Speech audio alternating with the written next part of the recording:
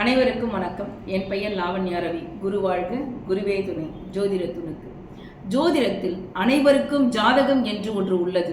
உங்களுடைய ஜாதகத்தில் ரேவதி நட்சத்திரத்தில் எந்த கிரகம் நின்றாலும் அல்லது ரேவதி நட்சத்திரக்காரர்கள் அனைவரும் அவர்களின் பிரச்சனைகள் கவலைகள் தீர நம் முன்னோர்கள் புண்ணியங்கள் உட்பட சேர்த்து வைத்து சென்றுள்ளார்கள்.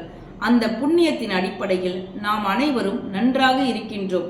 அதுபோல் நம் கவலைகள் நிவர்த்தியாவதற்கு இறைவனால் அனுக்கிரகம் செய்யப்பட்ட ஒரு பரிகார தலம் 107வது திவ்ய தேசத்திற்கு சமமான பூலோக திருப்பார்கடல் சித்திரகுப்தன் எழுதிய நம் பாவங்கள் நீங்குவதாக ஐதீகம்.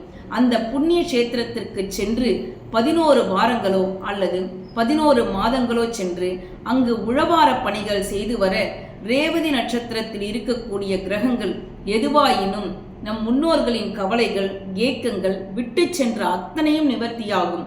குறிப்பாக ரேவதி நட்சத்திரத்தின் 3வது பாதத்தில் எக்கிரகம் நிற்குமாயின் அக்கணக்கை சித்திரகுப்தன் எழுதியதாக அங்கு கூறுகிறார்கள்.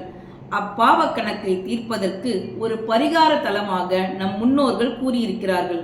முன்னோர்களின் வழிகாட்டுதலின்படியும் அவர்களின் கவலைகளும் கஷ்டங்களும் நீங்கி அவர்களின் ஆன்மா சாந்தியடைந்து நம்மையும் நம் குடும்பத்தையும் ஆசீர்வதிக்க ஒரு முறையேனும் சென்று அங்கு தரிசனம் செய்து உழவார பணிகள் செய்து வந்தால் நம் குடும்பங்கள் எல்லா வளங்களும் பெற்று இறைவன் ஆசீர்வாதத்தோடு நாம் மகிழ்ச்சியாக இருப்போம்.